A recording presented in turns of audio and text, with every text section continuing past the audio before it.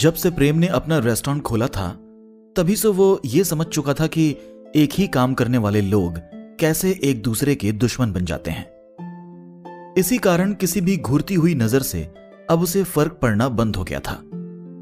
प्रेम जैसे होशियार इंसान को यह बात समझने में ज्यादा समय नहीं लगा था कि बाकी शेफ्स के भीतर कितना गुस्सा और नाराजगी उबल रही थी। हालांकि अब इस सब की प्रेम को कोई परवाह नहीं थी। अब प्रेम हमेशा बड़ी चीजों पर ही ध्यान देता था और वो इन शेफ्स के व्यवहार को उन चीजों में शामिल नहीं करता था। प्रेम जी, आपने जिन चीजों के बारे में बताया था वो यहां रखी है। इसके अलावा आपके मंगाए सारे इंग्रेडिएंट्स भी आ चुके हैं। अगर आपको इसके अलावा किसी भी चीज की जरूरत हो तो बेशक मुझे बताइएगा। जो नौकर प्रेम को किचन तक लेकर आया था उसने कहा। प्रेम ने ध्यान से सारी चीजों को देखा। सारी चीजें आ चुकी थीं। अभी के लिए इतना ही काफी रहेगा। आपकी इस मेहनत के लिए बहुत शुक्रिया, प्रेम ने सिर हिलाकर जवाब दिया। इस दुनिया में गैस स्टोव जैसी कोई भी चीज मौजूद नहीं थी, लेकिन दिलों की पसंद के रेस्टोरेंट के शेफ दिलबाग ने जादू की मदद से एक जादुई स्टोव बनाया था। इस स्टोव की मदद से आसानी से काम किया जा सकता था। कुंवर नारायण के महल में सभी शेफ्स इसी तरह का स्टोव इस्तेमाल करते थे, जबकि प्रेम को यह चीज बाहर से खरीद कर लानी पड़ी थी। इसका इस्तेमाल सीखने में भी प्रेम को काफी समय लगा था। यहां आने के पहले प्रेम ने सिस्टम से कहकर अपने अवन को जादुई अवन में बदलवा लिया था ताकि बिजली का काम खत्म हो जाए। करूर में बिजली की कोई भी व्यवस्था नहीं थी, जिससे प्रेम को काफी परेशानी का सामना भी करना पड़ सकता था। प्रेम ने रिया को नजदीक के एक स्टूल पर बैठने को कह दिया और वहीं बैठकर वो अपनी मिठाई खाने में लग गई। फिर प्रेम ने अपने शेफ के कपड़े पहने और पूरी तरह से तैयार हो गया। क्या यही वो शेफ है जिसे ककाओ गांव से बुलाया गया है? ये तो कितना जवान है। क्या ये वाकई कुछ अच्छा बनाना जानता है? ककाओ गांव के शेफ्स को करूर के शेफ से कंपेयर किया ही नहीं जा सकता। अगर तुम मुझसे पूछो तो यहां किचन में मौजूद हर शेफ ककाओ गांव के इस शेफ से बेहतर ही निकलेगा। इसकी उम्र तो ज्यादा नहीं है, लेकिन इसमें कोई तो अलग बात है। इसके सामान को देखो। क्या इसे हमारे महल के सामान से कोई दिक्कत थी? सभी नौजवान शेफ्स ने आपस में बातें करना शुरू कर दी थी, जबकि बड़े शेफ्स चुपचाप खड़े रहे। इन बड़बड़ाती हुई आवाजों को सुनकर प्रेम के चेहरे पर स्माइल आ गई।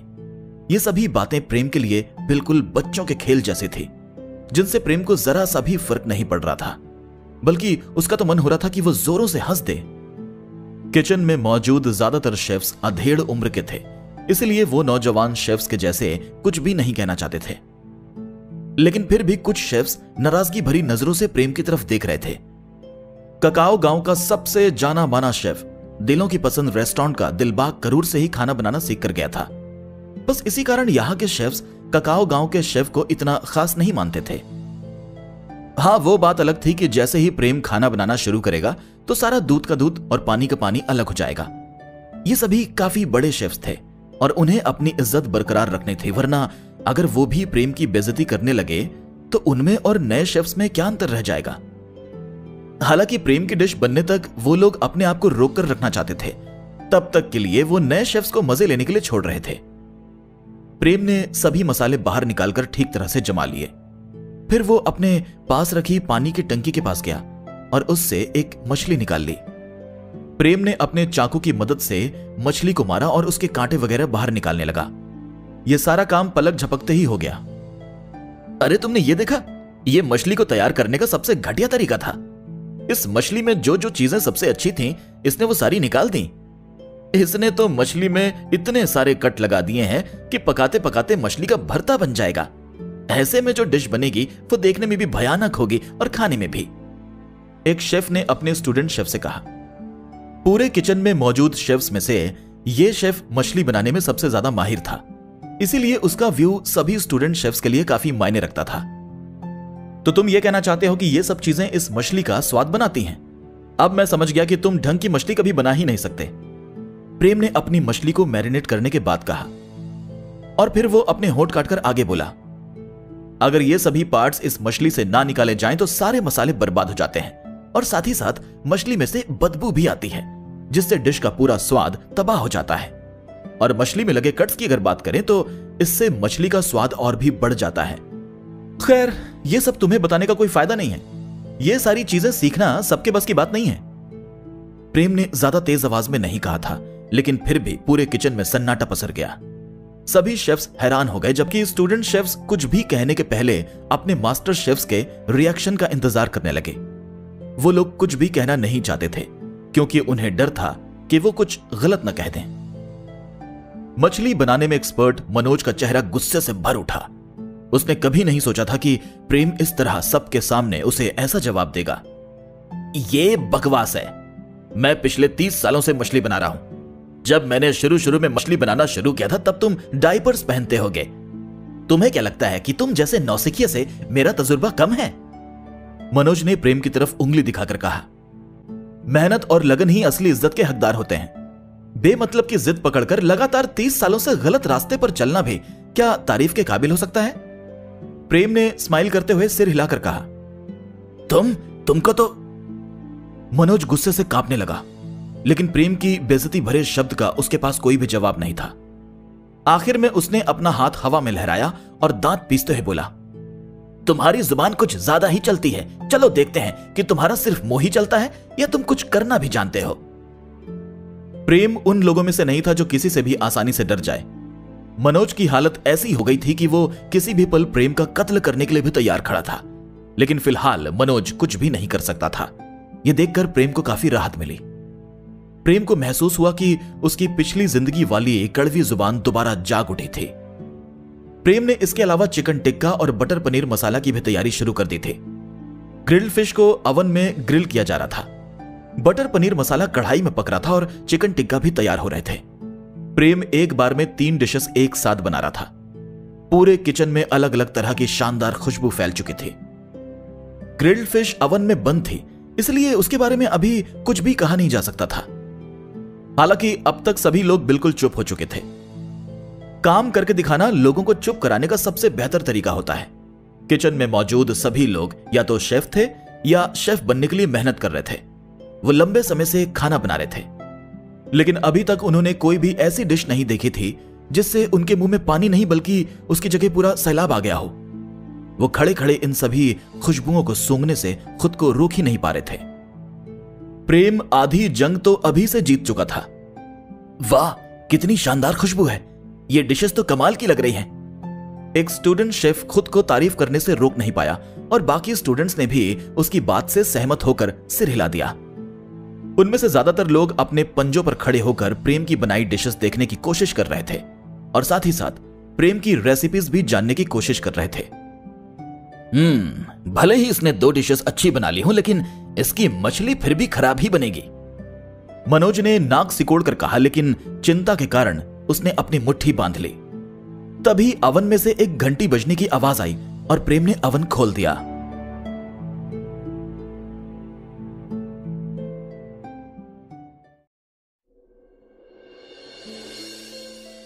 करूर में मनोज का बहुत नाम था।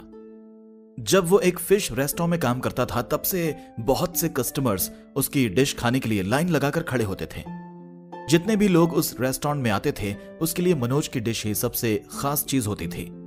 बहुत साल पहले कुंवर नारायण ने उसकी फिश खाने के बाद उसे नौकरी पर रख लिया था और फिर महल में मछली बनाने में मनोज का नाम काफी फेमस हो गया था। इसी कारण मनोज विश्वास से भरा हुआ था। यहां तक कि शाही महल के शेफ्स भी मनोज जैसी मछली नहीं बना पाते थे। और यह बात खुद कुंवर नारायण ने मनोज से कही थी कि उसकी मछली की डिश शाही महल की मछली की डिशेस से काफी बढ़कर है। हालांकि जब प्रेम ने अपने अवन का ढक्कन खोला तो मनोज अपनी जगह पर थम कर रह गया। पूरे किचन में ग्रिल्ड फिश की खुशबू फैल चुकी थी। मिर्च के तीखेपन के कारण सभी ने अपनी आंखें सिकोड़ ली थी, जबकि फिश की खुशबू के कारण सभी के मुंह में पानी आ गया था। वो सभी अपनी आंखें खोलकर ग्रिल्ड फिश को देखना चाहते थे। यह खुशबू तो बिल्कुल अलग है। भले ही इसके तीखेपन से आंखों में पानी आ रहा है, लेकिन मछली की खुशबू इसमें जरा भी छुप नहीं रही है, बल्कि वो तो और निखर कर बाहर आ रही है। और यह खुशबू बिना किसी बदबू के सबसे अच्छी खुशबू है। इस ग्रिल्ड फिश की खुशबू ऐसी कैसे हो सकती है? मिर्च ने मछली की खुशबू को जरा भी कम नहीं किया। इसने ऐसा कैसे किया होगा? मनोज को ऐसा लग रहा था जैसे उसके पैरों के नीचे से जमीन ही फिसल गई हो। प्रेम ने जो ग्रिल्ड फिश बनाई थी, उसने मनोज के मछली के बारे में सारे कॉन्सेप्ट की धज्जियां उड़ा दी थी। प्रेम के मछली बनाने का तरीका मनोज के तरीके से एकदम अलग था और प्रेम की डिश की खुशबू मनोज की सबसे खास डिश की खुशबू से भी बढ़कर थी। मेरी आंखों में मिर्च चुभ रही है, लेकिन इसकी खुशबू कितनी शानदार है। हाँ, यह तीखापन बहुत तेज है, लेकिन यह लुभाने वाला भी है। अब मैं वाकई ये डिश खाना चाहता हूं। शेफ मनोज जो फिश बनाते हैं वो स्वादिष्ट होती है, लेकिन ऐसा लगता है कि इस डिश के कंपैरिजन में उसकी खुशबू काफी कम होती है। सभी स्टूडेंट शेफ्स धीमे धीमे बातें करने लगे थे। अच्छा, तो तुम्हारी आंखों में जलन हो रही है? बस मैं यही तो करना चाहता था। मैंने आज जानबूझकर 3 गुना ज्यादा स्पाइसी ग्रिल्ड फिश बनाई थी। अगर तुम लोगों की आंखों में जलन नहीं होती तो मुझे काफी अजीब लगता। प्रेम ने सोचा और उसके चेहरे पर एक हल्की सी स्माइल आ गई। कुंवर नारायण प्रेम का जानी दुश्मन था। भले ही प्रेम अभी कुंवर नारायण को गद्दी से नहीं हटा सकता था, लेकिन वो बिना किसी याद के उसे जाने भी नहीं देना चाहता था। राजकुमार जी आ चुके हैं। ठीक तभी एक तेज आवाज बाहर से सुनाई दी और कुंवर नारायण किचन के अंदर आ गया। राजकुमार जी। किचन में मौजूद सभी लोगों ने झुककर कुंवर नारायण को सम्मान दिया। ये खुशबू। कुंवर ने किसी की भी तरफ कोई ध्यान नहीं दिया, बल्कि वह सिर्फ प्रेम की तरफ देखता रहा। फिर वो अपनी आंखें सिकोड़कर बोला, क्या यह मछली है? प्रेम ने बटर पनीर मसाला के ऊपर से भी ढक्कन हटा दिया, जिससे उसकी खुशबू भी हवा में घुल गई। हाँ राजकुमार जी, ये उन्हीं डिशेस में शामिल है जो मैं राजा जी के जन्मदिन की पार्टी के लिए बनाने वाला हूं। बाकी 2 डिशेस चिकन टिक्का और बटर पनीर मसाला और नान हैं। चिकन टिक्का, बटर पनीर मसाला और ग्रिल्ड फिश की खुशबुएं एक दूसरे में मिल गई थीं, जिससे सभी सूंघने वालों के नाकों को एक अलग तजुर्बा मिल रहा था। कुंवर नारायण ने अब तक अपने शेफ्स की बनाई सैकड़ों डिशेस खाई थी, लेकिन प्रेम की डिशेस के कारण उसके मुंह में पानी आ चुका था।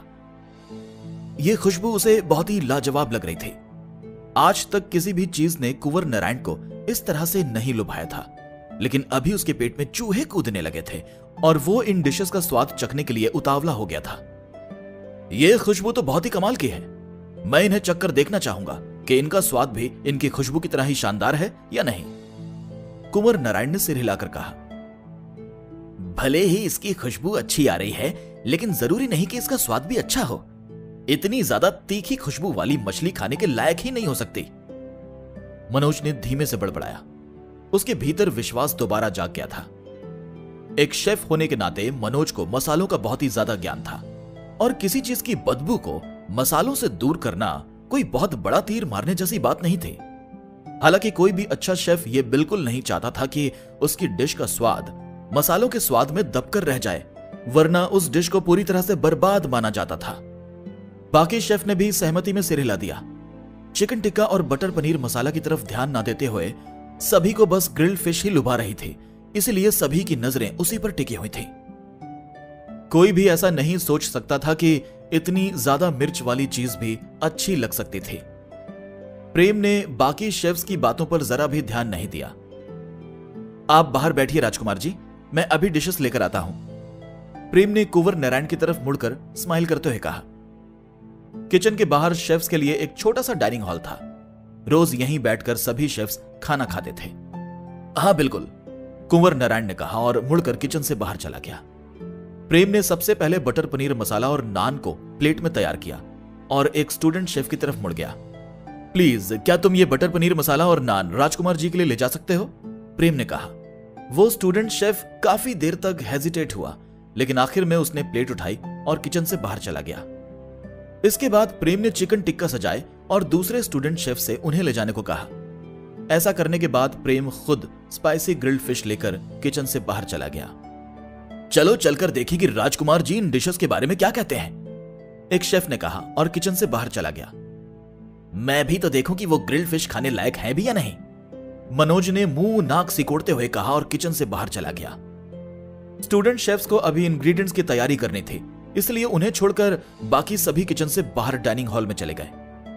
प्रेम ने गर्मा गर्म स्पाइसी ग्रिल्ड फिश कुंवर नारायण के सामने रख दी। राजकुमार जी, मैं आपको सलाह दूंगा कि आप पहले बटर पनीर मसाला और नान खाएं। स्पाइसी ग्रिल्ड फिश का फ्लेवर बहुत ही स्ट्रांग है, इसलिए उसे आखिर में खाना ही ठीक होगा, प्रेम ने स्माइल करते हुए कहा। कुंवर नारायण ने पनीर का एक टुकड़ा नान में रख लिया। बाकी सभी लोगों की नजरें इसी टुकड़े पर टिकी हुई थी।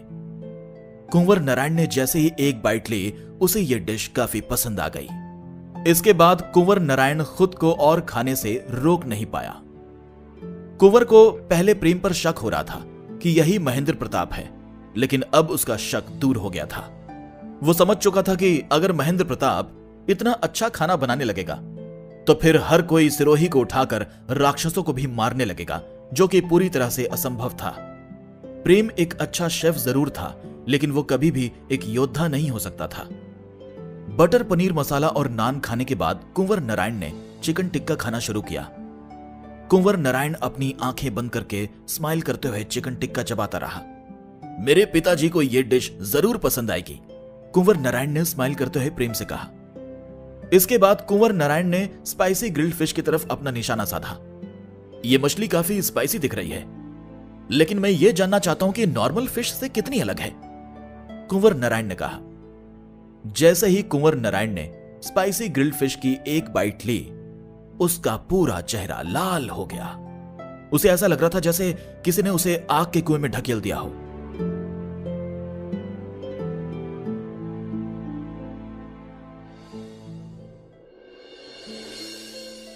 स्पाइसी ग्रिल्ड फिश का तीखापन कुंवर नारायण के मुंह में आग की गोली की तरह भड़क रहा था। उसे ऐसा लग रहा था जैसे उसने अपने मुंह में अंगारे रख लिए हों और उसका पूरा मुंह इसके कारण सुन्न हो गया हो। कुंवर नारायण ने अपनी पूरी जिंदगी में इतनी स्पाइसी कोई भी चीज नहीं चखी थी। थोड़ी देर को तो उसे ऐसा लगा जैसे उसे जहर दिया गया था, क्योंकि उसका बॉडी टेम्परेचर बहुत ही ज्यादा बढ़ चुका था और उसके पूरे शरीर से पसीना निकल रहा था। राजकुमार जी, आप ठीक तो हैं? जल्दी करो, कोई डॉक्टर को बुलाओ। हॉल में खड़े सभी शेफ्स अचानक से परेशान होने लगे। उनमें से कुछ शेफ्स गिलास में पानी भरने के लिए यहां वहां भागने लगे और कुछ लोग मदद लाने के लिए दौड़ने लगे। मुझे ऐसी ही उम्मीद थी, ये ग्रिल्ड फिश खाने लायक थी ही नहीं। मनोज को यह सब देखकर काफी राहत महसूस हो रही थी।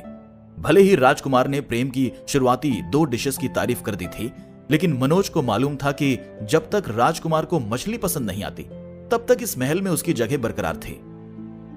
कुंवर नारायण इस तीखेपन को बर्दाश्त ही नहीं कर पा रहा था और वो अपने मुंह में रखी मछली बस उगलने ही वाला था कि तभी उसके मुंह में मछली का स्वाद आना शुरू हुआ। उसे ऐसा लगा जैसे बंजर जमीन पर बारिश की बूंदें गिरने लगी हों। मछली का स्वाद धीरे धीरे उसके मुंह में घुल रहा था। मछली के फ्लेवर ने कुंवर नारायण के मुंह में मौजूद तीखेपन को पूरी तरह से ढक लिया था। कुंवर को लग रहा था जैसे उसके टेस्ट बर्ड्स का पुनर्जन्म हो गया था। अब उसे मछली का स्वाद और भी बेहतर महसूस हो रहा था और उसके टेस्ट बर्ड्स इस स्वाद को और चखना चाहते थे। कुंवर नारायण ने मछली गटक ली और वो उसके गले से लावा की तरह नीचे उतर गई।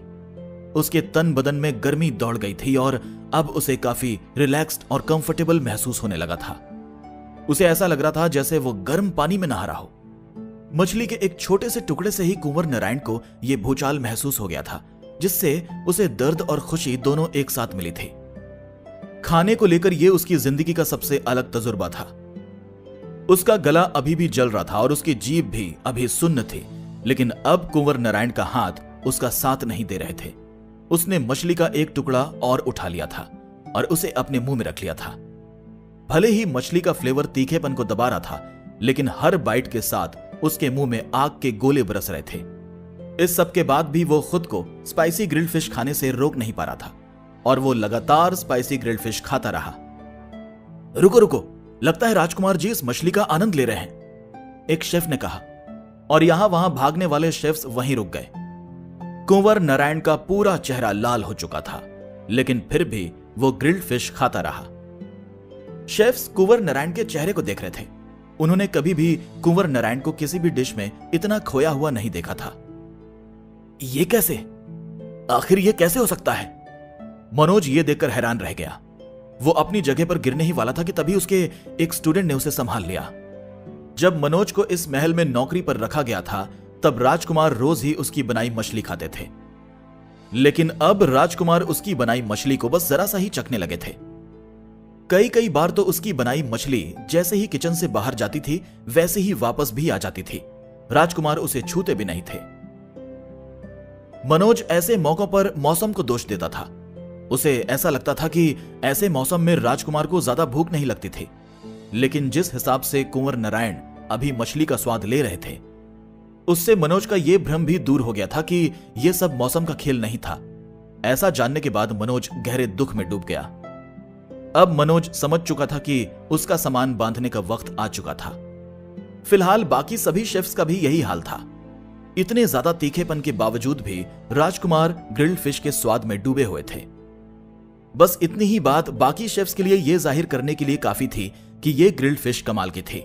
साथ ही साथ कुंवर नारायण बहुत ही शालीन ढंग से खाना खाता था, लेकिन आज वो बिल्कुल बेढंग होकर इस स्पाइसी ग्रिल्ड फिश को खा रहा था। आखिर यह आदमी कौन है? सभी शेफ्स क्यूरियस होकर प्रेम की तरफ मुड़ गए और सोचने लगे। खाना बनाने के मामले में हमेशा करूर के शेफ्स ही सबसे अव्वल जाने जाते थे। इसके बाद ही बोनो के शेफ्स का नंबर आता था और सबसे आखिर में ककाओ गांव के शेफ्स आते थे। करूर के शेफ्स की नजरों में ककाओ गांव के शेफ्स बस दानवों के शेफ्स से अच्छा खाना बना पाते थे। बस इसी कारण ही राजा जी की पार्टी के लिए जब ककाओ गांव से शेफ को बुलाया गया तो महल के सभी शेफ्स हैरान परेशान थे। हालांकि प्रेम ने ककाओ गांव के शेफ्स को लेकर महल के शेफ्स का नजरिया पूरी तरह से हिलाकर रख दिया था। कुंवर नारायण आज वाकई रुकने के मूड में नहीं था। इसकी दो वजह थी। एक तो यह कि उसे ग्रिल्ड फिश बहुत ही लाजवाब लगी थी और उसे इसमें कोई जादुई ताकत भी महसूस हो रही थी, और दूसरी यह कि उसे मालूम था कि अगर वो रुका तो शायद डिश का तीखापन दोबारा उस पर धावा बोल देगा। ऐसे में बस ये मछली ही थी जो उसे बचा सकती थी, लेकिन जैसे ही वो रुकेगा तो आग के शोले फिर से भड़क उठेंगे। इन सब के अलावा जो चीज कुंवर नारायण को सबसे अच्छी लगी थी वो ये थी कि इस मछली में कांटे नहीं थे, जिससे कुंवर नारायण बिना किसी रुकावट के इसे खा पा रहा था। बस इन्हीं सब वजहों के कारण कुंवर नारायण के पास रुकने का कोई मौका नहीं था।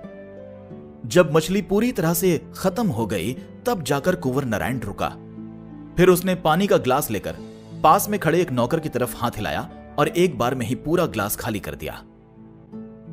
जब कुंवर खाने के लिए बैठा था तब उसके कपड़े बिल्कुल साफ और बाल अच्छे से जमे हुए थे, लेकिन खाना खाने के बाद उसके कपड़े पसीने में एकदम गीले और उसके बाल बिखरे हुए थे। ऐसा लग रहा था जैसे कुंवर नारायण किसी से जान बचाकर भागते हुए आया हो। यहां आते वक्त कार्लोस जी ने मुझे बताया था कि आपको तीखी चीजें बहुत पसंद है, बस इसीलिए ही मैंने ग्रिल्ड फिश में और भी ज्यादा तीखापन बढ़ाया था। राजकुमार जी, क्या आपको यह पसंद आई? प्रेम ने सारा इल्जाम कार्लोस के कंधे पर डालकर अपने चेहरे पर झूठी नर्वसनेस लाते हुए कहा, लेकिन कहीं ना कहीं अंदर ही अंदर प्रेम राजकुमार की यह हालत देखकर बहुत खुश था। 3 साल पहले मुझे रिया से दूर करने की चाल चलने की तुम्हें यही सजा मिलनी चाहिए थी। अगर मुझे आगे दोबारा मौका मिला तो मैं इस स्पाइसी ग्रिल्ड फिश को 4 गुना या 5 गुना या हो सकता है 6 गुना ज्यादा तीखा बनाऊं। मैं पूरी कोशिश करूंगा कि तुम्हारे अंदर यह जलन हमेशा बनी रहे। प्रेम ने अपने मन में सोचा। इतना ज्यादा पसीना निकल जाने के कारण कुंवर नारायण को अपने अंदर पानी की कमी महसूस हो रही थी। उसके मुंह और पेट में तीखेपन के कारण अभी भी आग लगी हुई थी। प्रेम की बात सुनकर कुंवर नारायण थोड़ा सा हैरानी में पड़ गया था। अगर किसी और शेफ ने उसका यह हाल किया होता तो शायद वो उसे मरवा देता, लेकिन प्रेम के मामले में ऐसा कुछ नहीं था, क्योंकि उसने जो स्पाइसी ग्रिल्ड फिश बनाई थी वो कुंवर नारायण की जिंदगी की सबसे शानदार ग्रिल्ड फिश थी, जिससे उसे दर्द से ज्यादा खुशी मिली थी। इसी कारण वो इस डिश की बुराई नहीं कर सकता था, क्योंकि यह बात तो बिल्कुल ठीक थी कि उसे तीखी चीजें पसंद थीं और प्रेम ने बस उसके स्वाद के हिसाब से ही चीज बनाने की कोशिश की थी। तुमने जो ग्रिल्ड फिश बनाई वो मेरी जिंदगी की सबसे अच्छी ग्रिल्ड फिश है, कुंवर नारायण ने स्माइल करते हुए कहा। यह तो सब आपकी कृपा है Rajkumar ji.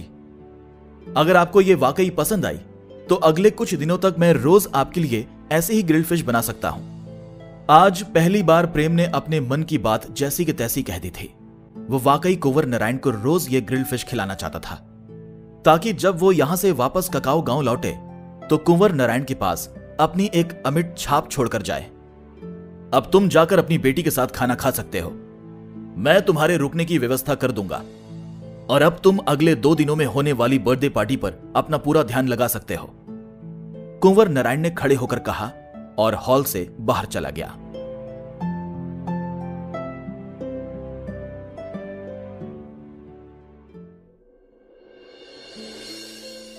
Spicy grilled fish का तीखापन कुंवर नारायण के मुंह में आग की गोली की तरह भड़क रहा था।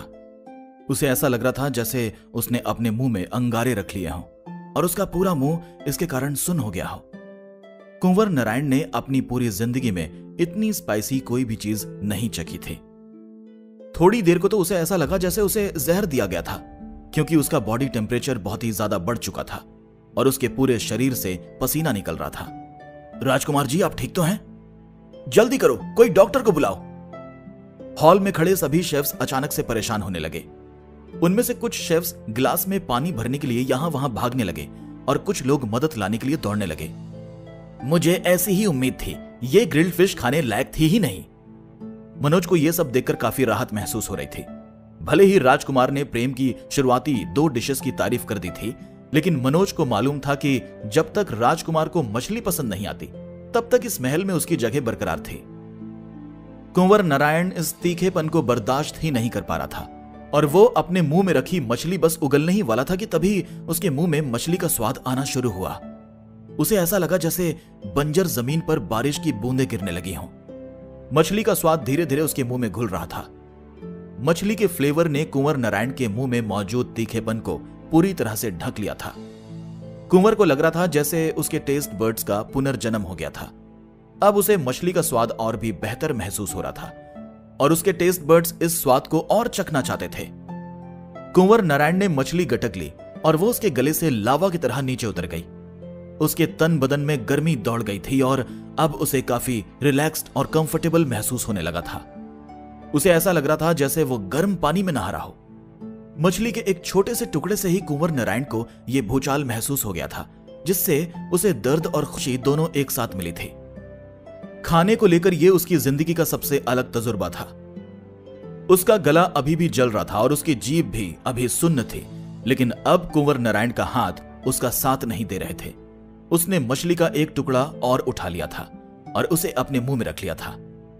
भले ही मछली का फ्लेवर तीखेपन को दबा रहा था, लेकिन हर बाइट के साथ उसके मुंह में आग के गोले बरस रहे थे। इस सब के बाद भी वो खुद को स्पाइसी ग्रिल्ड फिश खाने से रोक नहीं पा रहा था और वो लगातार स्पाइसी ग्रिल्ड फिश खाता रहा। रुको रुको, लगता है राजकुमार जी इस मछली का आनंद ले रहे हैं, एक शेफ ने कहा और यहां वहां भागने वाले शेफ्स वहीं रुक गए। कुंवर नारायण का पूरा चेहरा लाल हो चुका था, लेकिन फिर भी वो ग्रिल्ड फिश खाता रहा। शेफ्स कुंवर नारायण के चेहरे को देख रहे थे।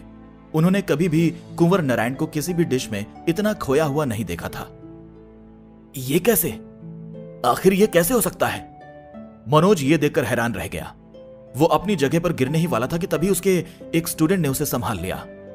जब मनोज को इस महल में नौकरी पर रखा गया था, तब राजकुमार रोज ही उसकी बनाई मछली खाते थे, लेकिन अब राजकुमार उसकी बनाई मछली को बस जरा सा ही चखने लगे थे। कई कई बार तो उसकी बनाई मछली जैसे ही किचन से बाहर जाती थी वैसे ही वापस भी आ जाती थी। राजकुमार उसे छूते भी नहीं थे। मनोज ऐसे मौकों पर मौसम को दोष देता था।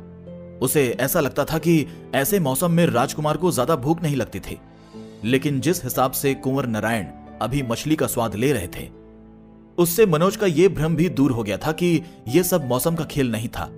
ऐसा जानने के बाद मनोज गहरे दुख में डूब गया। अब मनोज समझ चुका था कि उसका सामान बांधने का वक्त आ चुका था। फिलहाल बाकी सभी शेफ्स का भी यही हाल था। इतने ज्यादा तीखेपन के बावजूद भी राजकुमार ग्रिल्ड फिश के स्वाद में डूबे हुए थे।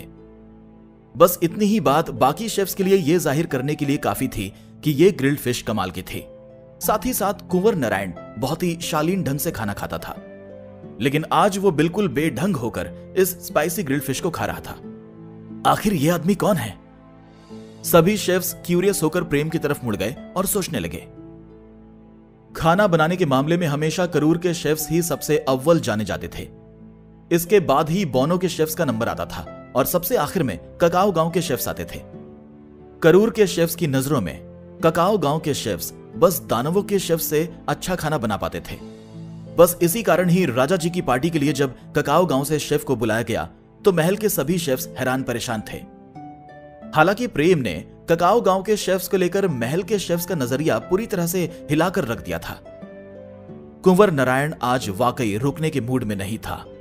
इसकी 2 वजह थी। एक तो यह कि उसे ग्रिल्ड फिश बहुत ही लाजवाब लगी थी और उसे इसमें कोई जादुई ताकत भी महसूस हो रही थी, और दूसरी यह कि उसे मालूम था कि अगर वो रुका तो शायद डिश का तीखापन दोबारा उस पर धावा बोल देगा। ऐसे में बस ये मछली ही थी जो उसे बचा सकती थी, लेकिन जैसे ही वो रुकेगा तो आग के शोले फिर से भड़क उठेंगे। इन सब के अलावा जो चीज कुंवर नारायण को सबसे अच्छी लगी थी वो ये थी कि इस मछली में कांटे नहीं थे, जिससे कुंवर नारायण बिना किसी रुकावट के इसे खा पा रहा था। बस इन्हीं सब वजहों के कारण कुंवर नारायण के पास रुकने का कोई मौका नहीं था। जब मछली पूरी तरह से खत्म हो गई तब जाकर कुंवर नारायण रुका। फिर उसने पानी का ग्लास लेकर पास में खड़े एक नौकर की तरफ हाथ हिलाया और एक बार में ही पूरा ग्लास खाली कर दिया। जब कुंवर खाने के लिए बैठा था तब उसके कपड़े बिल्कुल साफ और बाल अच्छे से जमे हुए थे, लेकिन खाना खाने के बाद उसके कपड़े पसीने में एकदम गीले और उसके बाल बिखरे हुए थे। ऐसा लग रहा था जैसे कुंवर नारायण किसी से जान बचाकर भागते हुए आया हो। यहां आते वक्त कार्लोस जी ने मुझे बताया था कि आपको तीखी चीजें बहुत पसंद है, बस इसीलिए ही मैंने ग्रिल्ड फिश में और भी ज्यादा तीखापन बढ़ाया था। राजकुमार जी, क्या आपको यह पसंद आई? प्रेम ने सारा इल्जाम कार्लोस के कंधे पर डालकर अपने चेहरे पर झूठी नर्वसनेस लाते हुए कहा, लेकिन कहीं ना कहीं अंदर ही अंदर प्रेम राजकुमार की यह हालत देखकर बहुत खुश था। 3 साल पहले मुझे रिया से दूर करने की चाल चलने की तुम्हें यही सजा मिलनी चाहिए थी। अगर मुझे आगे दोबारा मौका मिला तो मैं इस स्पाइसी ग्रिल्ड फिश को 4 गुना या 5 गुना या हो सकता है 6 गुना ज्यादा तीखा बनाऊं। मैं पूरी कोशिश करूंगा कि तुम्हारे अंदर यह जलन हमेशा बनी रहे। प्रेम ने अपने मन में सोचा। इतना ज्यादा पसीना निकल जाने के कारण कुंवर नारायण को अपने अंदर पानी की कमी महसूस हो रही थी। उसके मुंह और पेट में तीखेपन के कारण अभी भी आग लगी हुई थी। प्रेम की बात सुनकर कुंवर नारायण थोड़ा सा हैरानी में पड़ गया था। अगर किसी और शेफ ने उसका यह हाल किया होता तो शायद वो उसे मरवा देता, लेकिन प्रेम के मामले में ऐसा कुछ नहीं था, क्योंकि उसने जो स्पाइसी ग्रिल्ड फिश बनाई थी वो कुंवर नारायण की जिंदगी की सबसे शानदार ग्रिल्ड फिश थी, जिससे उसे दर्द से ज्यादा खुशी मिली थी। इसी कारण वो इस डिश की बुराई नहीं कर सकता था, क्योंकि यह बात तो बिल्कुल ठीक थी कि उसे तीखी चीजें पसंद थीं और प्रेम ने बस उसके स्वाद के हिसाब से ही चीज बनाने की कोशिश की थी। तुमने जो ग्रिल्ड फिश बनाई वो मेरी जिंदगी की सबसे अच्छी ग्रिल्ड फिश है, कुंवर नारायण ने स्माइल करते हुए कहा। यह तो सब आपकी कृपा है राजकुमार जी। अगर आपको यह वाकई पसंद आई तो अगले कुछ दिनों तक मैं रोज आपके लिए ऐसे ही ग्रिल्ड फिश बना सकता हूं। आज पहली बार प्रेम ने अपने मन की बात जैसी की तैसी कह दी थी। वो वाकई कुंवर नारायण को रोज ये ग्रिल्ड फिश खिलाना चाहता था, ताकि जब वो यहां से वापस ककाऊ गांव लौटे तो कुंवर नारायण के पास अपनी एक अमिट छाप छोड़कर जाए। अब तुम जाकर अपनी बेटी के साथ खाना खा सकते हो। मैं तुम्हारे रुकने की व्यवस्था कर दूंगा और अब तुम अगले 2 दिनों में होने वाली बर्थडे पार्टी पर अपना पूरा ध्यान लगा सकते हो, कुंवर नारायण ने खड़े होकर कहा और हॉल से बाहर चला गया।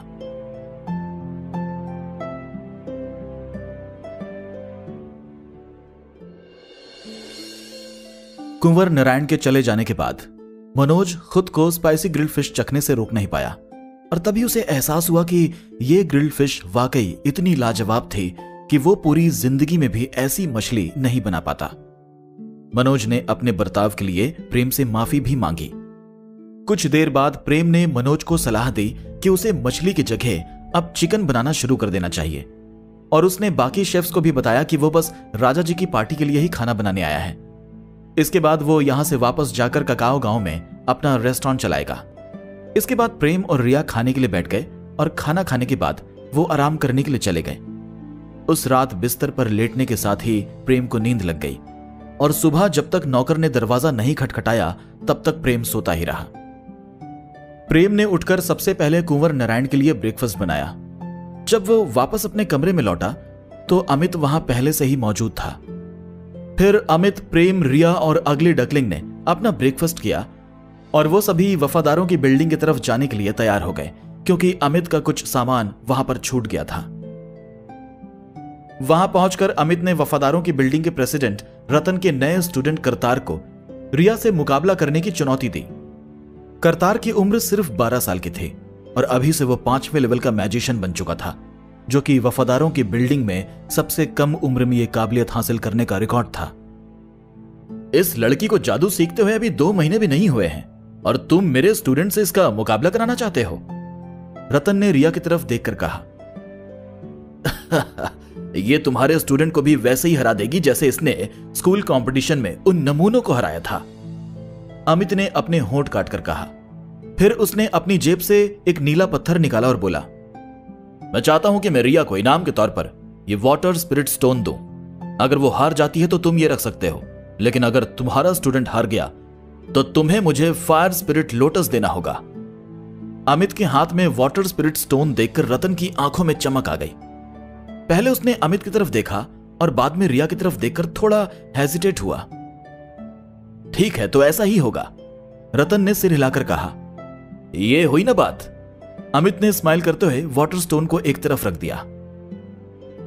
वाटर स्टोन और फायर लोटस पानी और आग के जादूगरों के लिए दोनों ही बहुत ही कीमती चीजें थीं, क्योंकि इनके अंदर अलग तरह की ताकतें पाई जाती थीं। साथ ही साथ अगर आग का जादूगर फायर लोटस को अपने आप में मिला लेता है तो उससे उसकी ताकत खास मायनों में बढ़ जाती थी। इसी कारण यह मुकाबला एक बहुत बड़ा जुआ होने वाला था।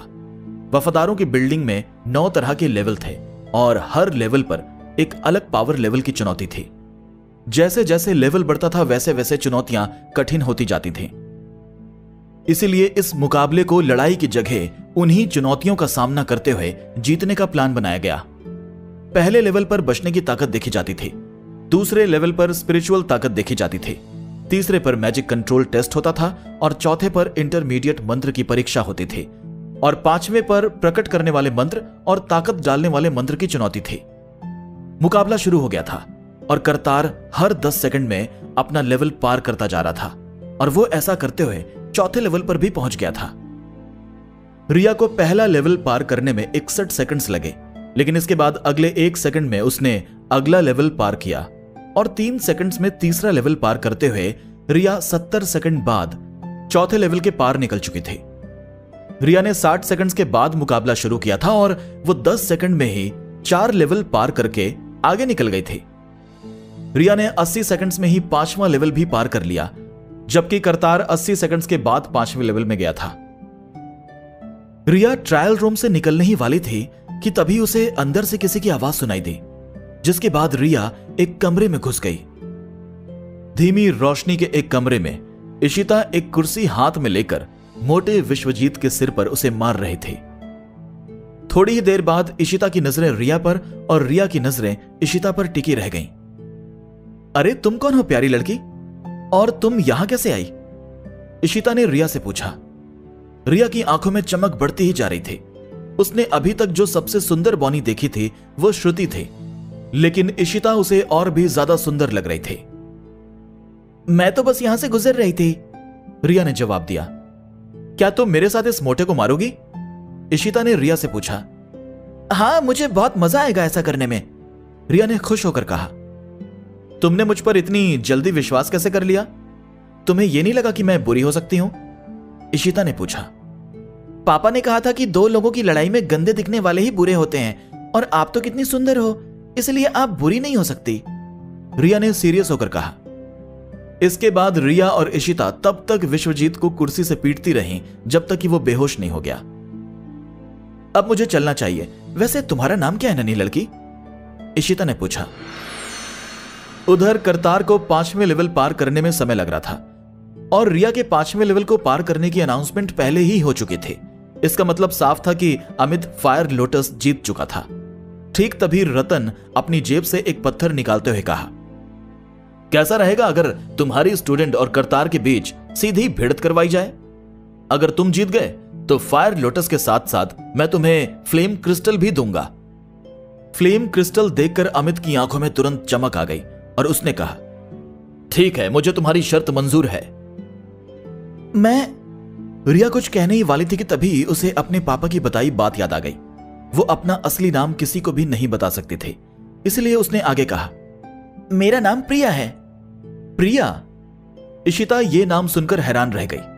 इशिता को याद आया कि जब उसकी बेटी पैदा हुई थी तब उसने उसका नाम रिया के साथ साथ प्रिया भी रखा था। इसके बाद इशिता खुद को रोक नहीं पाई और रिया के गाल पर अपने हाथ फेरते हुए बोली, तुम्हारे गाल कितने नर्म हैं।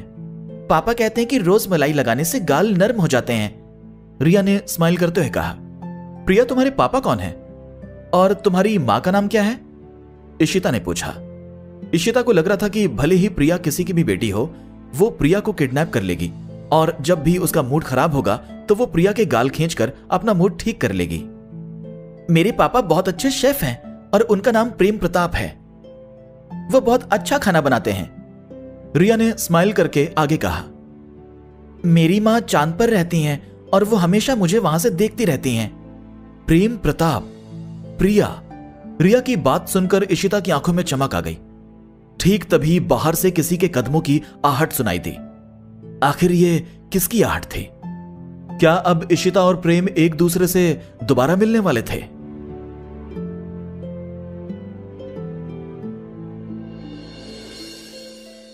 कहीं ना कहीं प्रेम को रिया का जवाब मालूम था, लेकिन वो फिर भी रिया के मुंह से वो बात सुनना चाहता था। उसे लग रहा था कि आज रिया पहली बार अपनी मां से मिलने में कामयाब हो गई थी और उन दोनों मां बेटी ने मिलकर विश्वजीत को मार लगाई थी, जो कि बेचारे विश्वजीत के लिए बर्दाश्त से बहुत ज्यादा था। प्रेम सोच में डूब गया कि आखिर रिया और इशिता के बीच की पहली मुलाकात कैसी रही होगी। रिया को उसकी मां से मिलवाने के लिए प्रेम इतना उतावला था कि उसने सिस्टम से कहकर चांद के जैसी एक चीज बनाने के लिए भी कह दिया था, ताकि रिया को प्रेम की बातें झूठी न लगें। पापा का तो उनमें वाकई इंटरेस्ट जाग रहा है। रिया ने अपनी पलकें झपकाकर सोचा और फिर फुसफुसाकर बोली, उन्होंने अपना नाम इशिता बताया था। उन्होंने मुझसे कहा था कि मुझे ये बात राज रखनी है, इसलिए मैं बस आपको बता रही हूं। तो वो वाकई वही थी। प्रेम के अंदर कई सारे इमोशंस एक साथ फूट पड़े। भले ही उसे रिया का जवाब सुनकर सरप्राइज फील नहीं हुआ था, लेकिन फिर भी उसे काफी झटका लगा।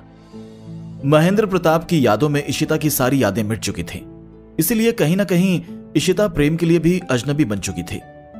प्रेम दूसरी दुनिया से आया था और उसमें और महेंद्र प्रताप में काफी फर्क था, इसलिए वो इशिता के प्रेमी के तौर पर महेंद्र की जगह नहीं लेना चाहता था, क्योंकि ये चीज किसी के लिए भी ठीक नहीं थी। हालांकि इशिता रिया की मां थी और इस बात को नजरअंदाज भी नहीं किया जा सकता था, इसलिए कहीं ना कहीं प्रेम और इशिता के बीच भी एक रिश्ता था। हालांकि इशिता को लेकर फीलिंग्स के मामले में प्रेम तब तक कुछ नहीं कह सकता था जब तक वो इशिता से मिल नहीं लेता। कहीं ना कहीं प्रेम ये सोचकर बैठा था कि जब तक वो अपनी ताकत वापस लाकर कुछ नए साथी नहीं जोड़ लेता, तब तक इशिता से नहीं मिलेगा। लेकिन किसी ने भी नहीं सोचा था कि इशिता यहां करूर में रिया से मिल जाएगी। पापा, पापा, क्या आप इशिता के बारे में ही सोच रहे हैं? रिया ने प्रेम की आंखों के सामने हाथ हिलाकर कहा। इसके बाद ही प्रेम होश में वापस आया। क्या तुमने भी उन्हें अपना नाम बताया और उन्होंने तुमसे और भी कुछ कहा क्या? प्रेम ने पूछा। मैंने उन्हें अपना नाम प्रिया बताया और उन्होंने कहा कि वो मुझसे जल्दी ही दोबारा मिलेंगी। मैं अगली बार आपको उनसे जरूर मिलवाऊंगी, रिया ने एक्साइटेड होकर कहा। लगता है इसे किसी बात का शक हो रहा है। प्रेम रिया की बातों से उलझन में पड़ गया था और यह सोचने लगा, कहीं ना कहीं वो भी चाहता था कि रिया और इशिता जल्दी ही मिल जाएं। प्रेम की दिल से ख्वाहिश थी कि रिया को उसकी मां के बारे में पता चल जाए, ताकि उसे मां का प्यार भी मिल सके। हालांकि कालचुरी राज्य के राजा का जन्मदिन आने ही वाला था और सभी स्पीशीज के लोग उसमें शामिल होने वाले थे। कुंवर नारायण और भीकम सिंह परछाई की तरह महेंद्र का पीछा कर रहे थे और इसके अलावा इशिता पर सभी की नजरें पहले से ही थीं। अगर इस समय प्रेम का राज खुलता है तो शायद 3 साल पहले जो भी हुआ वो दोबारा भी हो सकता था। अगर ऐसा मौका आया तो शायद महेंद्र प्रताप खुद भी रिया की रक्षा नहीं कर सकता था। फिर इशिता रिया और प्रेम दोनों की रक्षा कैसे करेगी? प्रेम नहीं चाहता था कि 3 साल पहले की घटना दोबारा हो, लेकिन वो ये भी नहीं चाहता था कि रिया और इशिता अनजानों की तरह दोबारा मिले। ठीक तभी प्रेम के दिमाग में नींद में रिया का अपनी मां के लिए बड़बड़ाना याद आया और उसे महसूस हुआ कि रिया की जिंदगी में कितना बड़ा हिस्सा अधूरा था। अब मुझे क्या करना चाहिए?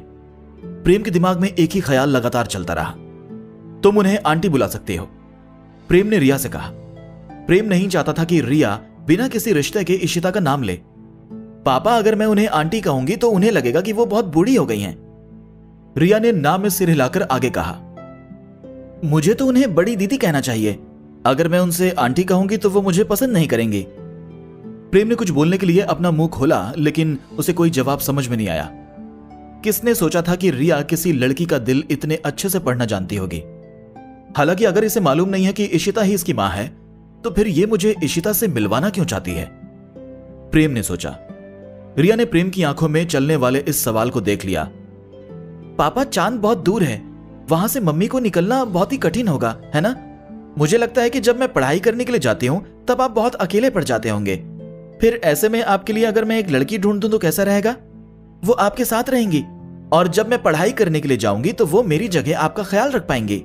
और मुझे लगता है कि इशिता ये काम कर सकती हैं। रिया ने कहा। तुम अपनी ही मां के बारे में बात कर रही हो, प्रेम ने मन ही मन कहा। उसे समझ में नहीं आ रहा था कि वो रिया को क्या जवाब दे, क्योंकि रिया प्रेम की जिससे शादी करवाने के बारे में सोच रही थी वो पहले से ही रिया की मां थी। अब प्रेम को समझ आने लगा था कि रिया इतनी ज्यादा एक्साइटेड क्यों थी। रिया प्रेम की पत्नी की जगह एक ऐसी लड़की को रखना चाहती थी जो बस रिया की गैर मौजूदगी में प्रेम का ख्याल रख सके। रिया की बातें सुनकर प्रेम का दिल भर आया। रिया प्रेम का अकेलापन दूर करने की कोशिश कर रही थी। आपको क्या लगता है पापा, मेरा आइडिया कमाल का है ना? रिया ने उम्मीद भरी नजरों से प्रेम को देखकर आगे कहा। अगर आपकी पत्नी आ गई तो वो कपड़े धोने में और इंग्रेडिएंट्स तैयार करने में आपकी मदद कर देंगी। फिर पापा को इतनी सारी मेहनत करने की जरूरत नहीं पड़ेगी। तुम्हें क्या लगता है एक बार मिलने पर ही तुम्हें उनके बारे में इतना सब समझ में आ गया होगा? प्रेम ने रिया के सर पर हाथ फेरते हुए स्माइल करके कहा। प्रेम को इशिता के बारे में जितना भी पता चला था उस हिसाब से रिया के ख्याली पुलाव कभी नहीं पकने वाले थे। इशिता कपड़े धोने और इंग्रेडिएंट्स तैयार करने जैसे कामों में जरा भी माहिर नहीं थी। अगर इशिता ऐसा करना भी चाहे तो शायद कभी कर भी नहीं सकती थी। प्रेम ने चारों तरफ एक नजर दौड़ाई। रिया मेरी बात ध्यान से सुनो, तुम किसी को भी मत बताना कि इशिता तुम्हें यहां मिली थी, ठीक है? प्रेम ने सीरियस होकर कहा। चिंता मत करो पापा, मैं उन्हें किसी से भी नहीं मिलवाऊंगी, लेकिन आपको काफी मेहनत करने की जरूरत है। रिया ने सीरियस होकर कहा। आखिर तुम्हारे दिमाग में क्या खिचड़ी पक रही है? प्रेम ने जोर से हंसते हुए कहा। हालांकि अब नीचे आने के बाद वो रिया से इस बारे में बात नहीं कर सकता था। फिलहाल जो चीजें चल रही थीं, प्रेम उन्हीं के हिसाब से चल सकता था। उसे पूरा यकीन था कि इशिता भी ऐसी कोई गलती नहीं करेगी जिससे प्रेम का राज खुल जाए। रिया और प्रेम के लिए सभी मैजिशियंस ने रास्ता बना दिया। सभी की नजरें रिया पर जमी हुई थी। सभी लोग एक तरफ हो जाओ। ठीक तभी राहुल की आवाज सुनाई दी। वो और उसके दो साथी मैजिशियंस विश्वजीत को सीढ़ियों से लेकर आ रहे थे। फिर उसने आगे कहा, प्रेसिडेंट मास्टर विश्वजीत पर किसी ने हमला किया है और उन्हें बहुत चोट लगी है। सभी मैजिशियंस विश्वजीत की ये हालत देखकर हैरानी में पड़ गए। क्या हुआ? रतन को भी काफी बड़ा झटका लगा था और वो तुरंत आगे बढ़ गया। विश्वजीत को इतनी बुरी मार पड़ने की बात ही वफादारों की बिल्डिंग की कमजोरी को साफ दिखा रही थी। इसमें भी सबसे बड़ी बात तो यह थी कि रतन भी इस मौके पर आसपास ही मौजूद था, फिर भी उसे कुछ भी मालूम नहीं चला।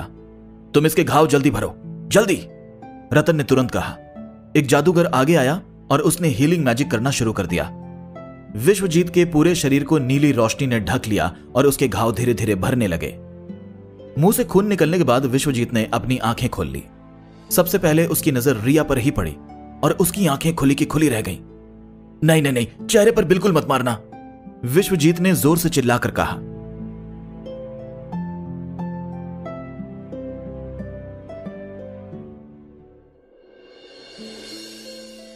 आखिर विश्वजीत को हुआ क्या है?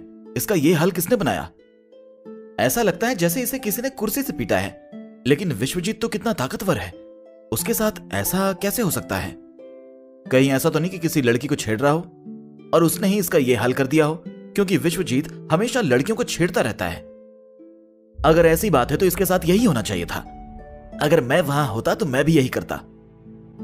सभी मैजिशियंस विश्वजीत की हालत देखकर काफी सरप्राइज हुए थे और बातें करने लगे थे, लेकिन लोगों को जितना इस बात का झटका नहीं लगा था, उससे ज्यादा उन्हें इस बात की खुशी थी। जितने भी फीमेल मैजिशियंस इस मौके पर मौजूद थे, उनके हिसाब से आज असली इंसाफ हुआ था। अमित भी काफी खुश होकर विश्वजीत की तरफ ही देख रहा था। इसकी वाकई काफी जोर से पिटाई हुई है। मुझे तो लगता है कि मेरा काम किसी और ने कर दिया, अमित ने धीमे से बड़बड़ाया। जब सभी लोग बातों में व्यस्त थे, तभी विश्वजीत जागा था और रिया को देखकर उसने जैसा रिएक्ट किया था, उससे सभी लोगों के बीच सन्नाटे की एक लहर दौड़ गई थी। सभी लोग रिया की तरफ मुड़ गए। किसी को भी अपनी आंखों पर भरोसा ही नहीं हो रहा था, क्योंकि विश्वजीत ने रिया पर इस पिटाई का इल्जाम लगा दिया था। विश्वजीत 10वें लेवल का मैजिशियन था, जबकि रिया बस 5वें लेवल तक ही पहुंच पाई थी, जिसके बाद रिया की कोई भी काबिलियत विश्वजीत के सामने किसी भी काम की नहीं बचती थी। क्योंकि उन दोनों की ताकतों में जमीन आसमान का अंतर था। करतार अभी अभी खराब मूड के साथ सीढ़ियों से उतरकर आया था और अभी का वाकया देखकर वो अपनी जगह पर जमकर रह गया था। उसे लगने लगा था कि अगर रिया वाकई मिस्टर विश्वजीत का ये हश्र कर सकती है तो करतार की हार तो इसके सामने कुछ भी नहीं थी। प्यारी रिया, क्या वाकई तुमने यह सब किया है? अमित ने रिया से पूछा। अंदर ही अंदर अमित चाहता था कि रिया इस बात का जवाब हां में दे। रतन भी रिया की तरफ देखने लगा। वफादारों की बिल्डिंग में बहुत ही कम लोग ऐसे थे जो बिना किसी जानकारी के विश्वजीत का यह हाल कर सकते थे, और रिया उनमें से नहीं थे। विश्वजीत, मुझे बताओ कि क्या हुआ था? रतन ने पूछा। विश्वजीत कांप रहा था। उसकी आंखें बंद थीं और वो अपना हाथ अपने सिर पर रखे था। रतन और बाकी लोगों पर नजर पड़ने के बाद ही उसे विश्वास हुआ कि अब वो उस कमरे में नहीं था जहां उसे मार पड़ी थी। उसने राहत की एक गहरी सांस ली और जमीन पर गिर गया। वो लड़की करूर आई हुई है और वो... बस बहुत हुआ। रतन की आंखों में एक तेज चमक हुई और उसने विश्वजीत को बीच में ही रोक दिया। फिर उसने आगे कहा, इस सब का इस लड़की से क्या लेना देना है? विश्वजीत को एहसास हुआ कि उसने कुछ ऐसा कह दिया था जो उसे नहीं कहना चाहिए था, इसलिए उसने तुरंत अपना मुंह बंद कर लिया। हालांकि जैसे ही विश्वजीत ने रिया की तरफ देखा तभी विश्वजीत को रिया की कुर्सी घुमा घुमा कर उसे मारना याद आ गया। इस छोटी लड़की ने मुझे मारा है, इसने मुझे कुर्सी से पीटा। विश्वजीत ने बहुत ही तेज आवाज में लगभग रोते हुए कहा। मैंने ऐसा कुछ भी नहीं किया है, आप झूठ बोल रहे हो। रिया ने ना में सिर हिलाकर दुखी सा चेहरा बनाते हुए कहा और फिर उसने आगे कहा, मैं तो एक छोटी सी बच्ची हूं जो वहां से गुजर रही थी। अगर आपको लगता है कि मैंने आपको मारा है तो आपको इस झूठ के लिए मार पड़नी चाहिए। विश्वजीत की जगह रिया की बात ज्यादा विश्वास करने लायक थी, क्योंकि कोई नहीं सोच सकता था कि इतनी सुंदर बच्ची किसी को कुर्सी से पीट सकती थी। लेकिन विश्वजीत वफादारों की बिल्डिंग का एक बड़ा जादूगर था। इसके बाद भी वो 4 साल की रिया पर ऐसा इल्जाम लगा रहा था। सभी मैजिशियंस को अब धीरे धीरे विश्वजीत पर गुस्सा आने लगा था। वफादारों की बिल्डिंग के लोगों को हार मंजूर थी, लेकिन वो अपनी बेइज्जती बर्दाश्त नहीं कर पाते थे और विश्वजीत की हरकतें पूरी वफादारों की बिल्डिंग के लिए बेइज्जती भरी थी। मैंने तुमसे कितनी बार कहा है कि तुम कम पिया करो, लेकिन तुमने मेरी बात कभी नहीं सुनी। तुमने आज कुछ ज्यादा ही पी ली होगी और तुम्हें चढ़ गई है, रतन ने कहा और राहुल की तरफ मुड़कर आगे बोला, इसे अपने कमरे में वापस ले जाओ। अरे विश्वजीत कुछ कहना चाहता था, लेकिन रतन की खूंखार नजरें देखने के बाद वो चुप हो गया। उसने अमित की तरफ देखा और उसे रिया की सच्चाई का पता चलने के साथ ही उसके पूरे शरीर में कंपकपी दौड़ गई। वो समझ चुका था कि रिया अमित की वही स्टूडेंट है जिसने उसके स्टूडेंट हेमू को और बाकी वफादारों की बिल्डिंग के स्टूडेंट्स को स्कूल कंपटीशन में हराया था। अरे लेकिन राहुल भी कुछ कहना चाहता था, क्योंकि विश्वजीत जिस कमरे में मिला था वहां टूटी हुई कुर्सी के टुकड़े पड़े हुए थे। उसे मालूम था कि यह किसी भी इंसान के नशे में धुत होकर गिरने के कारण नहीं हुआ था, लेकिन रतन की गुस्से भरी निगाहें देखने के बाद राहुल भी चुप हो गया। उसने 2 मैजिशियंस के साथ मिलकर विश्वजीत को उठाया और वहां से ले जाने लगा। रिया प्रेम की तरफ मुड़ी और स्माइल करने लगी। प्रेम ने भी स्माइल करके रिया के सर पर हाथ फेरा। रिया वाकई बहुत चालाक लड़की थी। रिया ने अभी से अपनी बात पर यकीन करवाना सीख लिया था। मैंने कभी नहीं सोचा था कि मास्टर विश्वजीत इस तरह के इंसान है। कहीं ऐसा तो नहीं कि हेमू की हार का बदला लेने के लिए वो ये सब कर रहे थे? मैंने तो यह भी सुना है कि हेमू ने लड़ाई के दौरान शापित मंत्र का इस्तेमाल किया था, लेकिन फिर भी उसके हाथ हार ही लगी। इस सब के बाद तो जो हेमू के साथ हुआ वो बिल्कुल ठीक हुआ। मास्टर अमित ने तो उसकी ताकतें ही छीन ली थी। कहीं मास्टर विश्वजीत इसी बात का बदला तो नहीं ले रहे थे? जैसा गुरु वैसा ही चेला, दोनों एक ही थैली के चट्टे बट्टे हैं। सभी मैजिशियंस धीमी आवाज में बातें करने लगे। अरे जरा रुको। ठीक तभी अमित की आवाज आई। वो विश्वजीत की तरफ गया और स्माइल करने लगा। फिर अमित ने विश्वजीत का चेहरा बड़ी ध्यान से देखा और बोला, इस दुनिया में ऐसे ही कम लोग हैं जो एक कुर्सी से किसी का यह हाल बना सकते हैं। यह तो एकदम कमाल का है। मैं भी तुम्हें सबक सिखाना चाहता हूं, लेकिन मुझे तुम्हारे चेहरे पर कोई भी जगह नहीं दिख रही है जहां मैं तुम्हें मार पाऊं। विश्वजीत कांप रहा था और उसके चेहरे पर पसीना आ रहा था। उसने अपना दर्द छिपाने की पूरी कोशिश की और स्माइल करने लगा।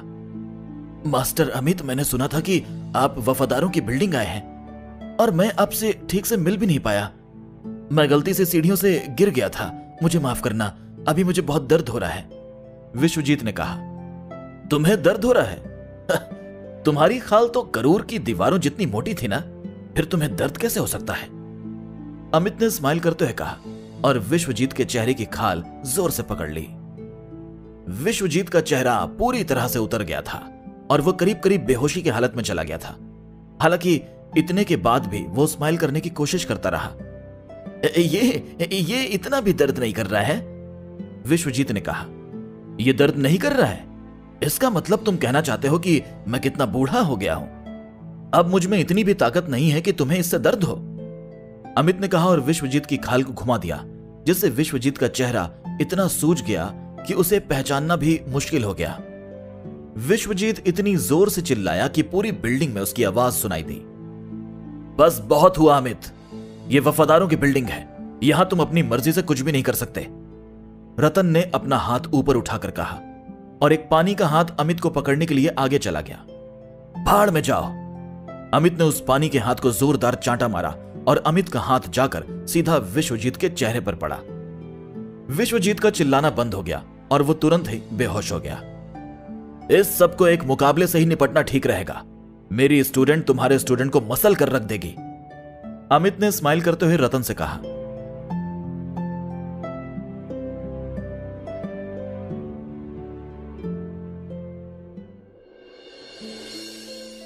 रतन ने अमित की आंखों में देखा और करतार की तरफ मुड़ गया। करतार, मैं तुम्हें मुकाबले में उतरने का आदेश देता हूं और तुम किसी भी कीमत पर हार नहीं सकते। रतन ने कहा। सचमुच? करतार की आंखों में चमक आ गई। करतार को लग रहा था कि अमित ने रिया को कंपटीशन में 5वें लेवल तक पहुंचने का कोई ना कोई आसान तरीका बता दिया था। यहां तक कि करतार को इस बात पर भी यकीन था कि रिया ने धोखेबाजी से यह काम किया था।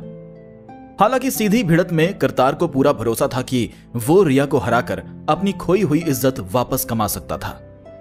प्यारी रिया, अभी थोड़ी ही देर में तुम इससे मुकाबला करने वाली हो, तो जरा भी पीछे मत हटना और अपनी पूरी ताकत से इस पर हमला करना। अमित ने स्माइल करते हुए रिया की तरफ मुड़कर कहा। ठीक है। रिया ने सिर हिलाकर कहा और चारों तरफ ऐसे देखने लगी जैसे वो कुछ ढूंढ रही हो। रतन ने अपना हाथ हिलाया और बड़ा सा सफेद गोला बिल्डिंग के बीचों बीच दिखने लगा। इस गोले में ही यह मुकाबला होगा। जो भी इस गोले से बाहर हुआ, लड़ने की हालत में नहीं बचा या मुकाबले से पीछे हटा, वो हारा हुआ माना जाएगा। रतन ने अनाउंस करते हुए कहा। नन्ही लड़की, अब मैं तुम्हें दिखाऊंगा कि 5वें लेवल के मैजिशियंस कैसे होते हैं। करतार ने रिया को घूरते हुए कहा और गोले में जाकर बोला। वफादारों की बिल्डिंग से करतार। मुझे मिल गई। रिया ने दौड़कर एक कुर्सी उठाते हुए कहा और फिर गोले में जाकर बोली। मारिया रेस्टोरेंट से रिया। मारिया रेस्टोरेंट? ये क्या है? क्या ये वाकई एक रेस्टोरेंट है या फिर ये किसी खुफिया जगह का नाम है? ये कुर्सी लेकर गोले में क्यों गई है? क्या ये कुर्सी का इस्तेमाल हथियार के जैसे करना चाहती है? कहीं ऐसा तो नहीं कि इसने ही मास्टर विश्वजीत की पिटाई भी की थी? सभी मैजिशियंस क्यूरियस होकर बातें करने लगे। रिया का इंट्रोडक्शन प्रेम के रेस्टोरेंट की अच्छी एडवर्टीजमेंट थी। रिया वाकई रेस्टोरेंट का नाम रोशन कर रही थी। अब प्रेम को लगने लगा था कि उसे एडवर्टीजमेंट के बारे में और सोचना शुरू कर देना चाहिए, क्योंकि प्रेम के हिसाब से उसका रेस्टोरेंट बहुत धीरे धीरे पैसे कमा रहा था, जबकि रेस्टोरेंट को बड़ा करने के लिए प्रेम को काफी पैसों की जरूरत थी। रिया को इस तरह कुर्सी लिए हुए देखकर प्रेम को उत्कर्ष की याद आ गई और प्रेम सोच में पड़ गया कि क्या वाकई रिया कुर्सी का इस्तेमाल करके लड़ने के बारे में सोच रही थी। लोग कुर्सियों को वाकई लड़ाई में कमजोर समझते हैं, लेकिन यह कमाल की होती है। मुझे बहुत खुशी हुई कि रिया ने अपनी लाठी की जगह अपने आसपास की चीज से लड़ने का मन बनाया। मुझे अपनी स्टूडेंट से यही उम्मीद थी। अमित ने सहमति में सिर हिलाकर कहा। उसे इस बात की जरा भी चिंता नहीं थी कि रिया अपनी लाठी का इस्तेमाल नहीं कर रही थी। तुम अपनी छड़ी का इस्तेमाल नहीं करोगी? करतार ने रिया की तरफ देखकर अपनी आईब्रो ऊपर करते हुए पूछा। मेरे मास्टर ने मुझसे कहा था कि जब तक मेरे दिल में जादू बरकरार है तब तक मैं किसी भी चीज को हथियार बना सकती हूं। फिर मैं छड़ी का इस्तेमाल क्यों करूंगी? मुझे लगता है यह कुर्सी बहुत बढ़िया हथियार है, रिया ने जवाब दिया। बेवकूफ नन्ही लड़की, करतार ने गुस्सा भरकर कहा, क्योंकि रिया करतार को जरा से भी संजीदगी से नहीं ले रही थी। ये बड़े पत्ता को भी थोड़े अजीब हैं। इन्हें इस बात से गुस्सा क्यों आ रहा है कि मैं कुर्सी का इस्तेमाल कर रही हूं? रिया ने करतार की तरफ देखते हुए कंफ्यूज होकर सोचा। फिर उसने अपना सिर ना में हिलाकर आगे सोचा। खैर जो भी हो, मैंने इशिता दीदी से कुर्सी चलाने के कुछ अच्छे तरीके सीखे हैं और मैं उनका इस्तेमाल बड़े पत्ता गोभी पर भी करना चाहती हूं। रतन ने रिया के हाथ की कुर्सी की तरफ देखा और वो काफी सीरियस हो गया। ये लड़की भी अमित की तरह ही वफादारों की बिल्डिंग की बेइज्जती करना चाहती है। हालांकि मुझे इस सब की चिंता करने की कोई जरूरत नहीं है। ये 4 साल की लड़की अपनी कुर्सी की मदद से करतार के सामने कुछ सेकंड्स में ही ढेर हो जाएगी। रतन ने सोचा और अनाउंस करते हुए बोला, तुम दोनों को पीछे हटने की जरूरत नहीं है। अगर तुम दोनों में से किसी पर भी कोई खतरा आया तो हम तुरंत बीच में आ जाएंगे। हालांकि जिसे भी हमारी मदद की जरूरत हुई उसे हारा हुआ माना जाएगा। अब मुकाबला शुरू किया जाए। करतार अपने हाथ में एक ब्लूइश सिल्वर छड़ी पकड़े हुए था। नन्ही लड़की, मेरा नाम याद रखना, मेरा नाम करतार है। करतार ने स्माइल करते हुए कहा, मुझे आपका नाम बड़े पत्ता गोभी ज्यादा पसंद है। रिया ने ना में सिर हिलाकर कहा। तुम? करतार को बहुत तेज गुस्सा आ गया। क्या अब हम शुरू कर सकते हैं? अब मैं हमला करने वाली हूं। रिया ने अपनी कुर्सी ऊपर उठाकर कहा। भले ही करतार अभी अभी लेवल टेस्टिंग के उस मुकाबले में हारा है, लेकिन मुझे लगता है कि वो इस भिड़ंत में जरूर जीत जाएगा। देखो, मैं पूरे यकीन से तो ऐसा नहीं कह सकता। लड़ाकू जादूगरों को पास की लड़ाई में कोई नहीं हरा सकता। ये गोला इतना बड़ा भी नहीं है, इसलिए मुझे लगता है कि इसमें रिया की जीत होगी। एक कुर्सी का मुकाबला छड़ी से? यह तो वाकई काफी अलग तरीके का मुकाबला होने वाला है। बहुत से मैजिशियंस उम्मीद भरी नजरों से देखते हुए बातें करने लगे। इनमें से किसी ने भी लेवल टेस्टिंग वाला मुकाबला आमने सामने नहीं देखा था। इसी कारण वो इस भिड़ंत को देखने के लिए बहुत उतावले थे। आ जाओ, मुझे तुम्हें हराने के लिए बस एक मंत्र की ही जरूरत है। करतार ने रिया की तरफ देखकर कहा और रिया की तरफ अपनी छड़ी का निशाना साध लिया। हालांकि जब तक करतार अपनी हीरोगिरी दिखा पाता तब तक रिया की कुर्सी काफी तेजी से उसके चेहरे पर पड़ चुकी थी। करतार ने बचने के लिए 3 मैजिक शील्ड भी बनाई थी, लेकिन लकड़ी की एक आम कुर्सी ने इन सारी शील्ड के चीथड़े उड़ा दिए थे। नहीं! जैसे ही कुर्सी करतार के चेहरे पर पड़ी, वो डर के मारे चिल्ला पड़ा। लकड़ी के टुकड़े हवा में उड़ने लगे थे। करतार तोप की गोली की तरह हवा में उछल गया था और थोड़ी दूर तक घिसटने के बाद वो रुक गया, लेकिन तब तक उसके चेहरे का लेफ्ट पार्ट सूज चुका था। ये सभी मैजिशियंस हैरान होकर इस मुकाबले को देख रहे थे। मुकाबला शुरू होने के साथ ही रिया के पैरों के नीचे आग के 2 चक्के दिखने लगे थे और पलक झपकते ही करतार हवा में उछल चुका था।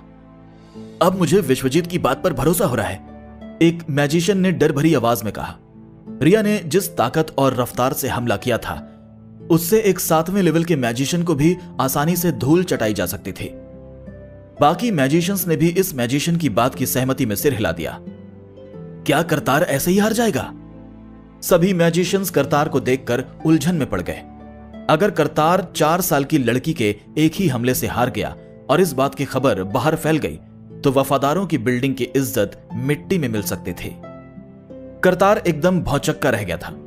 करतार को ऐसा लग रहा था जैसे वो कोई बुरा सपना देख रहा था। उसने कभी भी नहीं सोचा था कि इतनी छोटी सी लड़की सिर्फ एक कुर्सी से इतना घातक हमला कर सकती थी। करतार, क्या तुम ऐसे ही वहां पड़े रहोगे? रतन ने गुस्से में चिल्लाकर कहा। करतार अपने पैरों पर खड़ा हो गया और रतन की तरफ देखने लगा। फिर उसने रिया की तरफ देखा और समय बर्बाद किए बिना वो मंत्र तैयार करने लगा। अगले ही पल करतार के सामने एक नीला सांप दिखने लगा जो अपना मुंह खोलकर रिया की तरफ देख रहा था। आ जाओ मेरी मोटी अगली डकलिंग, रिया ने उस सांप की तरफ इशारा करते हुए कहा।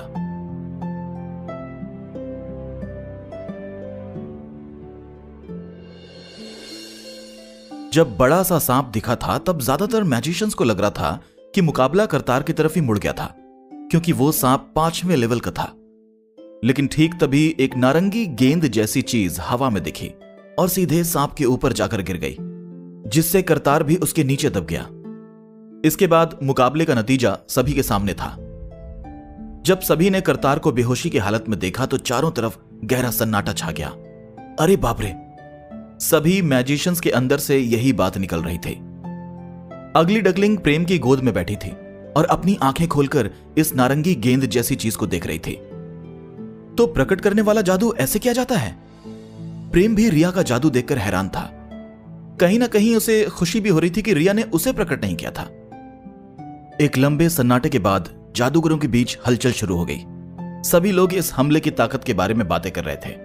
ये एक ऐसा मंत्र था जो निशाना चूक जाने पर किसी काम का नहीं बच सकता था। हालांकि इस मंत्र ने अपना निशाना ठीक जगह हासिल किया था, जिसके बाद 5वें लेवल का मैजिशियन भी किसी काम का नहीं बचा था। रतन, तुम्हारे स्टूडेंट में तो लड़ने की ताकत ही नहीं बची। फिर तो रिया जीत गई है ना? तो अब मेरे फायर लोटस और फ्रेम क्रिस्टल मुझे दे दो।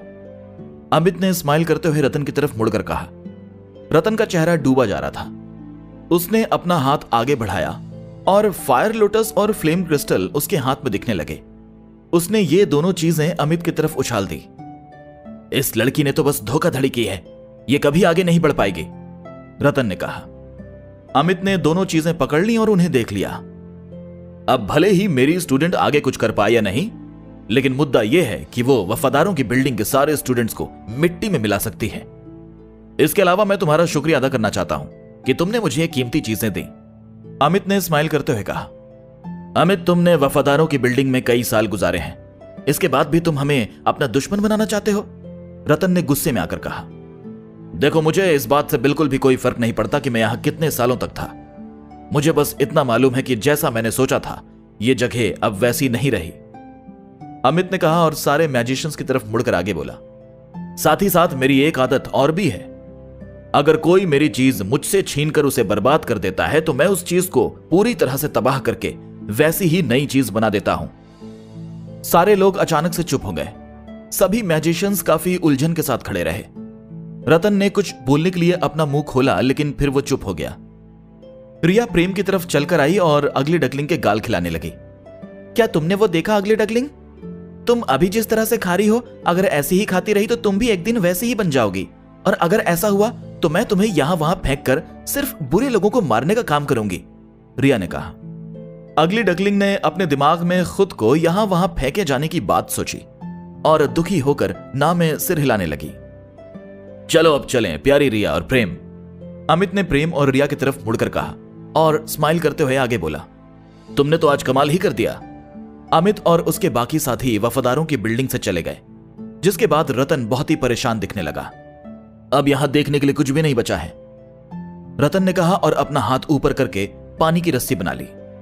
पानी की उस रस्सी ने करतार को जमीन से उठाया, जिसके बाद रतन और करतार वहां से गायब हो गए। मुझे तो मास्टर अमित से ऐसी ही उम्मीद थी, वो वाकई आग के देवता हैं, लेकिन उन्होंने जो बात कही उस हिसाब से तो वो हमारी वफादारों की बिल्डिंग को फिर से तोड़ने वाले हैं। अगर कुछ भी गड़बड़ी नहीं हुई तो वो नन्ही लड़की अपनी उम्र के सारे जादूगरों को मिट्टी में मिला देगी।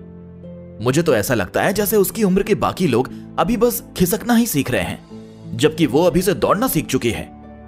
सभी मैजिशियंस बाहर आ चुके थे, लेकिन उनके अंदर से अभी हाल हुई घटनाओं की बातें अभी तक बाहर आ रही थी। भले ही ये लड़ाई सिर्फ 5वें लेवल के 2 मैजिशियंस के बीच की थी, लेकिन इस लड़ाई के नतीजे से आगे आने वाले कई सालों का लेखा जोखा तैयार हो चुका था। अमित के जोरदार थप्पड़ के बाद विश्वजीत ठीक अभी उठा था। वो अपने पलंग पर जैसे ही मुड़ा तो रतन वहां पहले से ही खड़ा था। यह देखते ही विश्वजीत अपने बिस्तर पर बैठ गया। क्या हुआ था? रतन ने आईब्रो ऊपर करके पूछा। मास्टर रतन, विश्वजीत ने रतन को सारी बातें ठीक से बताई। थोड़ी देर हेजिटेट होने के बाद विश्वजीत अपने चेहरे के उस हिस्से को मलने लगा जहां रिया ने हमला किया था। उसे मालूम था कि अगर 4 साल की एक लड़की से निपटने की बात बाहर फैली तो उसकी काफी बेइज्जती हो सकती थी। मुझे नहीं लगा था कि बौने लोग इस बार इशिता को भेजेंगे। लगता है इशिता को मालूम हो गया है कि 3 साल पहले की घटना में वफादारों की बिल्डिंग शामिल थे, रतन ने अपनी आईब्रो ऊपर करके कहा। प्रेसिडेंट, अब हमें क्या करना चाहिए? इशिता बहुत ताकतवर है, वफादारों की बिल्डिंग में आपके अलावा कोई भी उसका सामना नहीं कर सकता। अगर उसने आज की तरह ही दोबारा छुपकर हमला किया तो वफादारों की बिल्डिंग में वो किसी को भी आसानी से मार सकती है, विश्वजीत ने परेशानी में पड़कर कहा। दूसरी तरफ रतन को इस सब की जरा भी चिंता नहीं थी। उसने तुम्हें जान से नहीं मारा, इसका मतलब साफ है कि अभी तक उसे सच का पता नहीं चला है। उसे नहीं मालूम है कि उस रात कत्लेआम में किस किसने हिस्सेदारी निभाई थी। साथ ही साथ ये करूर है, ये उसका टिम्बकटू नहीं है। वो बिना किसी कारण के वफादारों के बिल्डिंग में किसी को भी नहीं मार सकती। अगर वो हमारे लोगों में से किसी को भी मारने की कोशिश करती है तो हमारे पास पूरे अधिकार हैं कि हम उसे यहीं करूर में मार गिराएं। और इसमें तो बौनी जाति भी उसकी कोई मदद नहीं कर सकती, रतन ने कहा। रतन की बात सुनकर विश्वजीत की आंखों में चमक आ गई। राजकुमार जी को यह खबर देने के लिए किसी को भेजो। आज इशिता ने करूर में जो भी किया है उन्हें इस बारे में मालूम होना चाहिए। राजकुमार जी उससे निपटने का कोई ना कोई तरीका तो ढूंढ ही लेंगे, रतन ने आगे कहा। ठीक है, विश्वजीत ने सिर हिलाकर कहा और बिस्तर से उठ गया। फिर वो लड़खड़ाते हुए कमरे से बाहर जाने लगा। राजकुमार जी, 3 साल पहले जो कुछ भी हुआ वो आपने ही करवाया था, इसलिए आपको ये चीजें खत्म करनी ही होंगी। हमारी वफादारों की बिल्डिंग आपके किए का फल नहीं भुगतेंगे, रतन ने सोचा और कमरे से गायब हो गया। एक घोड़ा गाड़ी वफादारों की बिल्डिंग से निकली और गलियों से गुजरती हुई शहर के उत्तरी भाग की तरफ बढ़ने लगी। करूर के सभी फेमस रेस्टोरेंट्स उसी तरफ थे। मास्टर, मेरी कुर्सी का हमला कमाल का था, है ना? रिया ने अमित की तरफ मुड़कर खुश होते हुए पूछा। प्यारी रिया, शायद मैं भी इतना अच्छा हमला नहीं कर पाता, अमित ने सिर हिलाते हुए कहा। लेकिन मैंने यह हमला आपसे नहीं सीखा, रिया ने अपना सिर हिलाते हुए कहा। तुमने यह मुझसे नहीं सीखा? फिर किसने तुम्हें यह हमला सिखाया? अमित ने अपनी आईब्रो ऊपर करके पूछा। उसे लग रहा था कि शायद वसीम ने यह लड़ाकू जादू सिखाया होगा। ठीक तभी जोर से आवाज आई और घोड़ा गाड़ी रुक गई। मैंने इसे ज्यादा जोर से तो नहीं मारा ना? माफी मांगने के अंदाज में एक आवाज सुनाई दी।